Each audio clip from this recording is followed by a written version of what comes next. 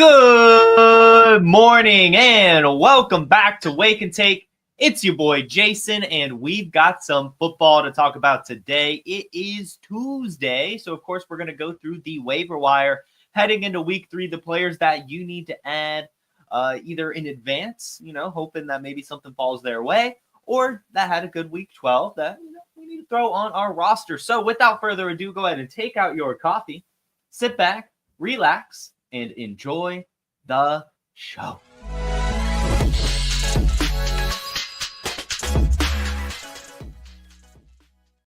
All right. Welcome in, everyone. Glad to see you all this morning. This is pre-recorded. I'll go ahead and be frank. This is pre-recorded. I'm not sure if I'll be live in the chat with you guys. Had some stuff come up this morning, so went ahead and recorded the episode in advance.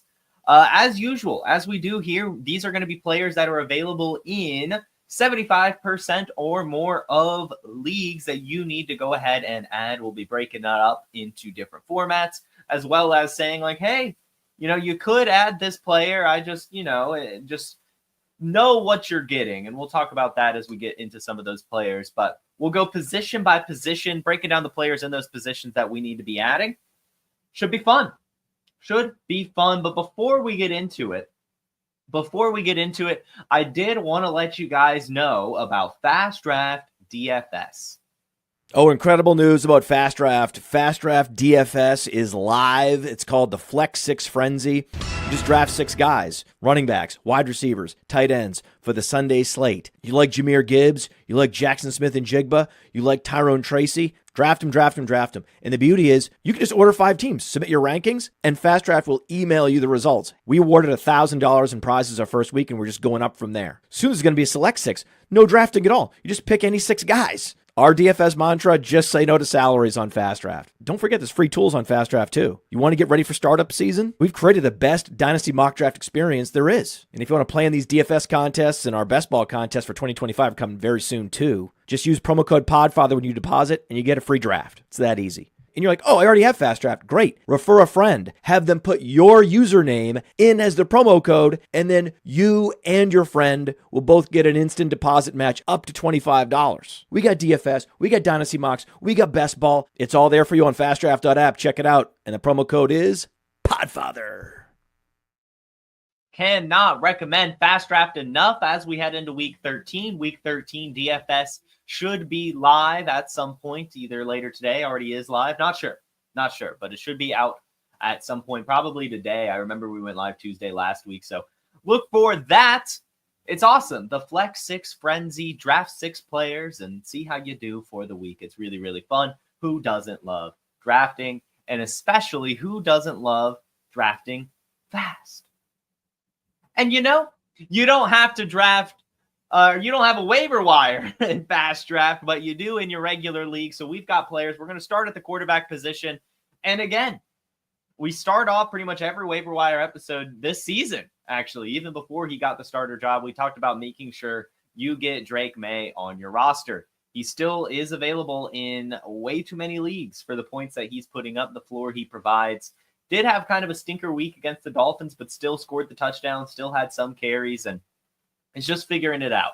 This is a player who has a floor with his rushing ability, on top of just kind of finding himself in game scripts where he has to pass the ball a little bit more. He is fantasy relevant, needs to be rostered in single QB, and is pretty much an every week starter going forward. So get him on your team, as well as Jameis Winston. Jameis Winston still heavily available, widely available across leagues, and just shouldn't be. I mean, you should not have a quarterback available if he's throwing the ball over 40 times a game. Yeah, sometimes that means it's going to be Jameis Winston, 3 interceptions, no touchdowns, but sometimes it's 3 touchdowns, 1 interception, no interceptions, and he's getting those fantasy points for you, especially as Jerry Jeudy is establishing himself. Elijah Moore's playing well. Cedric Tillman's playing well. David Njoku's playing well.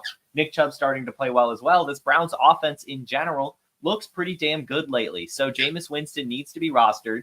Not sure why he's so available. He's slinging it and putting up fantasy points, so get Jameis Winston. Will Levis is a quarterback we've been talking about for a while now. He's kind of elevated every single week from dynasty only to super flex to now I'm honestly just thinking maybe you could get him in single QB as well. He has a very pass-friendly schedule to end the season, and over the last 3 weeks hasn't had a game under 15 points. Not only is he passing the ball well, he's starting to run as well. He has 15 carries over the last 2 weeks, not amounting to a lot of yards, but he did have 5 carries for 41 rush yards in week 10, so it is definitely there. And that was kind of the case for him in his rookie season as well, and why we liked him as a prospect was the fact that he can pass the ball, but he has a little bit of wheels too. Nothing too fancy, but can, scramble just a little bit, just enough to get those fantasy points. He's doing well over the last 3 weeks, and now just beats the Houston Texans, puts up 2 touchdowns, almost 300 yards. This is a player who just is looking to be consistent, looks to have a good head on his shoulders, and looks to be developing into the quarterback that the Titans want. If he's still available in your super flex, you should definitely have him. But if he's available in single QB, I think that there might be a couple matchups heading throughout the rest of the season where you actually might want to start him over some other options. So I don't mind rostering him either, especially in Dynasty, as he might develop into a pretty steady option throughout his career. So Will Levis needs to be rostered. Justin Fields does as well. And Justin Fields is more for deeper superflex leagues at this point, but in Dynasty as well, I don't mind getting Justin Fields. I mean, for this season, obviously it's going to take a Russell Wilson injury, but if that happens, we have seen Justin Fields put up points as the Steelers quarterback this season. And we know he can get it done in the ground as well as passing it on this team. So if anything happens to Russell Wilson, Justin Fields would be fantasy relevant again. And so I want to just kind of roster him just in case, right? Like, I don't really want to have to add Justin Fields because he's just going to cost a ridiculous amount of fab. So I just want to go ahead and get him now just in case in Superflex leagues. And in Dynasty, I want to roster him as well just in case he becomes the starter somewhere next year, whether it be Pittsburgh or just a whole nother team in general. He did show a lot of promise and poise this season to where I think he will get another chance. So Justin Fields, I think, needs to be rostered in Dynasty and in Superflex. Bryce Young also needs to be rostered in Dynasty and perhaps Superflex as well. He's not really putting up fantasy points, but he is being a good NFL quarterback. He won 2 of the last 3 games and just only lost by 3 to the Chiefs. Throw for over 250 yards with a touchdown and no turnovers, and that's about all you can ask for against the Chiefs if you're Bryce Young. He had 2 wins before this game, and especially a game against the Giants where he had a touchdown and no interceptions as well. Has been playing a little bit better since returning to the starting position after Andy Dalton's car crash. So I think that he is kind of developing and trending in the right direction. In Dynasty especially, I want him. I think that he will definitely still be the starter next year and hopefully just a better Panthers offense in general. But even in Superflex this year, he's trending in a direction where he could at least be a quarterback 2 in a pinch if you're in a deeper league, or not even a deeper league if you just are in a pinch in general. 16 points against the Chiefs, not great, but if he can get you that consistently, 10 to 15 as your quarterback 2 and just hope the rest of your team is good, that's not the worst thing in the world. So Bryce Young, I think, needs to be rostered in Superflex and probably Dynasty as well, just in case he does, stay as the Panthers quarterback and, take a big step forward next year with the right draft picks and other investments going around him. Desmond Ridder. I mean, I guess, right? In Superflex, you should probably be adding Desmond Ridder. With Gardner Minshew out for the year, it's looking like Desmond Ridder is going to be the guy. He has wheels, right? Like, he can run the ball, and he has Brock Bowers and Jacoby Myers to throw it to. He's not going to be great, but he's going to put up fantasy points, similar to Bryce Young. He's going to be consistent enough to where if you need to rely on him, you can. I don't feel great about it, but, that's kind of the thing with Superflex, right? Is sometimes you just got to roll out a quarterback you don't really feel great about. And that's Desmond Ridder. He's going to be the starter, it looks like, in Las Vegas for the rest of the season. Definitely need to keep an eye on him just in case. At least in Superflex. Although, actually, Aiden O'Connell might be returning as well, so maybe not. Maybe just put a little bit of fab just in case. But, yeah, it's probably actually going to end up being AOC. I think he returns from IR, so it might not actually end up needing to be Desmond Ridder at all. Kind of one of the problems with pre-recording. Am I right? But either way, probably still worth, maybe not. Maybe not worth it. Maybe throw a couple bucks just in case. And then lastly, just a couple stashes. JJ McCarthy in Dynasty. If he's available, just get him in single quarterback and Superflex. If you're in a Dynasty league and he's somehow available, get him.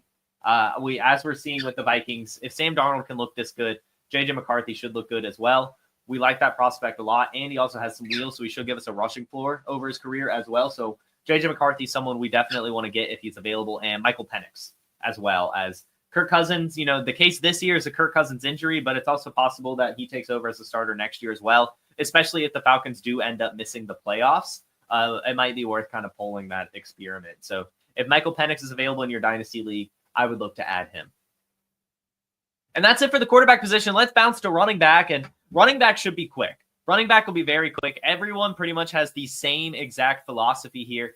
We are throwing backup running backs, handcuff running backs on our bench, right? We have just a few more weeks of the season. We have no idea who's going to get hurt, but we can guarantee that one of these backup running backs is going to end up being a league winner.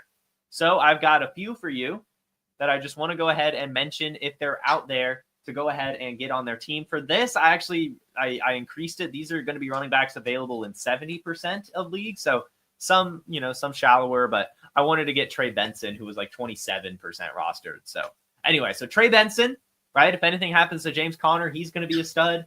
Roshan Johnson, if anything happens to DeAndre Swift, he'd be a stud. Audric Estime, Jaleel McLaughlin just picked up an injury. Javonte Williams just ran for negative yards. So Audric Estime, if he's available, needs to be rostered. That's not even injury dependent. Could just get him. Braylon Allen, if anything happens to Breece Hall, Braylon Allen should be good. Cam Akers and Ty Chandler, if anything happens to Aaron Jones, they should be solid. Ray Davis, if anything happens to James Cook, we've seen what could happen with Ray Davis. Blake Corum, if anything happens to Kyron Williams, Blake Corum should be solid. Khalil Herbert, if anything happens to Chase Brown, Khalil Herbert. Jalen Wright, if anything happens to Mostert or Achane, Jalen Wright season. Emmanuel Wilson, if anything happens to Josh Jacobs, Emmanuel Wilson season. Kenneth Gainwell and Will Shipley. If anything happens to Saquon Barkley, Will Shipley and Kenneth Gainwell should get some volume. And I might as well go ahead and put myself on record. I wouldn't be surprised if Will Shipley's like a Ray Davis situation, where if something does happen to Saquon, which, God, we do not want that to happen, Will Shipley actually might jump Kenneth Gainwell. I would be curious to watch that. And Chris Rodriguez, with Brian Robinson re-injuring himself, Austin Eckler picking up a concussion, we might actually see some Chris Rodriguez action. And the last one, in Dynasty only, Kamani Vidal. It looks like we're not really going to see him this season with Gus Edwards and J.K. Dobbins both out there. But still, Kamani Vidal needs to be rostered in Dynasty leagues for sure. It's very possible he's the RB2 next year or even the RB1, as both Dobbins and Edwards were one-year deals. So we want to go ahead and get ahead of that and get him on our team. And that's running backs, right? I mean, just get your backups, get your handcuffs, do what you can. Do what you can. So that'll now lead us to the wide receiver position. And wide receiver is always tough. For the most part, I always love to preface the wide receiver section with only add these players if you need a wide receiver, right? For the most part, these players are going to clog your bench and you're not really going to want to start them. Now, of course, they have the ability to score fantasy points, hit your starting roster and be happy about it. But for the most part, it's fairly unpredictable. These are fringier players. You don't feel great about it. We'll talk about it on a player-to-player basis, but just know that basically I'm only recommending adding these wide receivers genuinely if you need one. If you need one of these wide receivers, if you're just adding a player to add a player, get a running back. So Marcus Valdes-Scantling, back-to-back weeks with touchdowns, seems to be the Rashid Shaheed, back-to-back weeks of over 15 points. You've just got to get him, I guess, especially if you need a wide receiver. You want to take a boomer bust option in your flex. Seems that MVS could be that. Adam Thielen. Now, this might be someone that you could actually rely upon in PPR. Now, this week, of course, only 7 points, 4 targets, 3 receptions, 57 yards. But this was his first week back from injury. Also a tough Chiefs defense that actually is pretty good against slot receivers. So that's, to me, kind of encouraging. We've seen him and Bryce Young have a good kind of rapport before. So I kind of actually want to get Adam Thielen. I wouldn't be surprised if he's PPR dependable rest of season. Alec Pierce is just boomer bust, right? If you want a boomer bust option, he's there. He's getting the targets. Sometimes he brings them in. Sometimes he doesn't. I'll say this. It's been a couple weeks now since he scored a touchdown. So, probably going to have one soon. But get Alec Pierce if you need a boomer bust option, if you want a wide receiver. Nick Westbrook-Akine. He just is a touchdown magnet. 6 out of the last 7 games, he's had a touchdown. And that's fine, right? That's exactly what we're looking for. In fact, 4 out of the last 5 games, he's had over 10 points. So Nick Westbrook-Akine is kind of reliable right now. Even if he's only getting, 4 or so targets a game, that's fine, right? The Titans are kind of passing the ball. Will Levis is looking a little bit better. So if you need a wide receiver for your flex, just a kind of consistent looking floor option. I mean, for the most part, this is coming off touchdowns, but he has more touchdowns than Justin Jefferson this season somehow. So it just seems he has a tendency to score touchdowns. And that's, I guess we can bet on that. So Nick Westbrook-Akine, if he's available at this point, seems that we need to get him. Elijah Moore, too. Elijah Moore is a lot more available than he should be with the way Jameis Winston's slinging the ball. Really, all the Browns pass catchers need to be rostered. Only 3 points against the Steelers on Thursday Night Football, but that was a snow game, right? I mean, and Jerry Jeudy, it was the Jerry Jeudy game. But Elijah Moore still, being fed 5, 8, 9, 12 targets over the last 4 games, and that's totally fine. So if he's available, you could get him, especially if you need a wide receiver. He gets enough targets to where you should feel okay with him in your flex. Jalen McMillan is next, and this is about as fringy as I'll get, at least in terms of adding him for redraft. Now, this is tough. He's not really being utilized. He's been less than 100%, but I just kind of feel it in my bones that he's going to be utilized rest of season. He had 2 targets this week, but this was a game script where they didn't need to pass too much. It pretty much all went to Bucky Irving and Mike Evans. So we'll see next week. Right. But I just think with Mike Evans back, this Buccaneers team is going to pass the ball a little bit more. They're going to look a little bit better in general. And as they're in second place in the division, they're going to want to try to pile up some of these wins. So the Buccaneers, I look at Jalen McMillan, and I actually think that some of the usage he got earlier in the season, even in games with both Chris Godwin and Mike Evans out there, should come back. I'm not sure when and why it's taking so long, but I do think that Jalen McMillan will get some usage. So I don't mind adding him as well. Now, the next few wide receivers are going to be dynasty only, starting with Adonai Mitchell. He is kind of boomer bust, but he's even more boomer bust than Alec Pierce. However, in dynasty leagues, if he's still available, I do want to add him. I do like his potential over his career. He's got a great athletic profile, and he is the type of wide receiver that should be able to find some success with Anthony Richardson. Devon Vele in dynasty as well. I've kind of been snubbing him a little bit over the last few weeks, but he's getting volume. And it seems that the Broncos will probably move on from Courtland Sutton at the end of this season. So him and Troy Franklin probably need to be added in dynasty, as both of them will probably be decent parts of the offense next year, along with Bo Nix. So I like them. Devon Vele keeps producing 6 receptions for 80 yards this week, but over the last 3 weeks has had 8 or more points. So I like him. And I like Troy Franklin too. Troy Franklin seems to be doing less than Devon Vele. But still, I do like his potential, especially since he's college teammates with Bo Nix. I really do think that'll help him in his career. So I want to get both of those Broncos wide receivers in dynasty.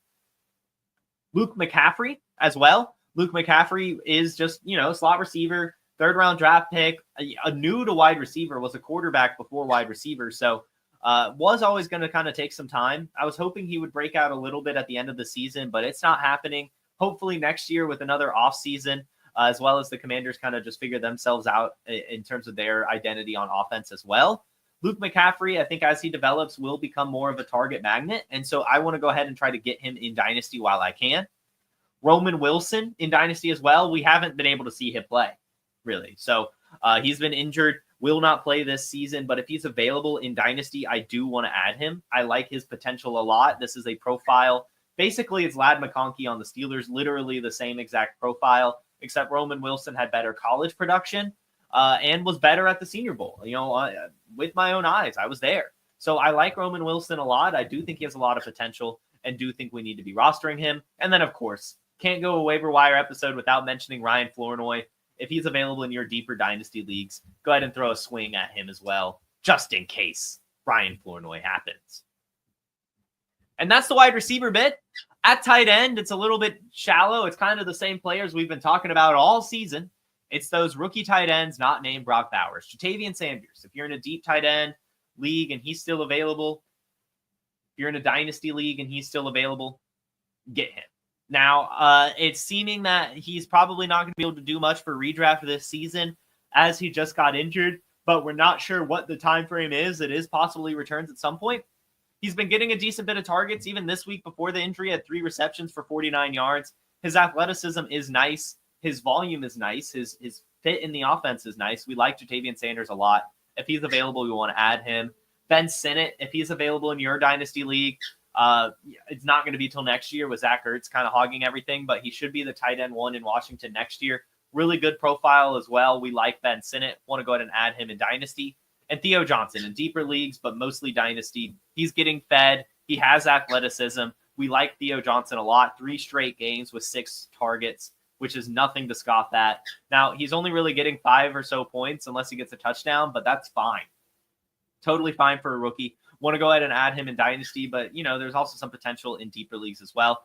He had 6 targets with Tommy DeVito, so that's not bad at all. So those are the tight ends I'm looking to add, and that's the Waiver Wire show in general. Thank you all so much for tuning in. Make sure you hit that like button and make sure you subscribe. I'll be back tomorrow live on Wake and Take at 10 a.m. Eastern, so make sure you hit that bell to get notified.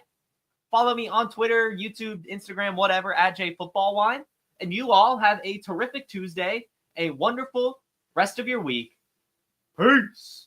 Hey, I want to thank you for being part of this broadcast. If you have any thoughts on it, leave a comment. If you enjoyed it, make sure you leave a like. And if you want to see more shows on the Player Profiler channel, subscribe to it. That's how we know you want more.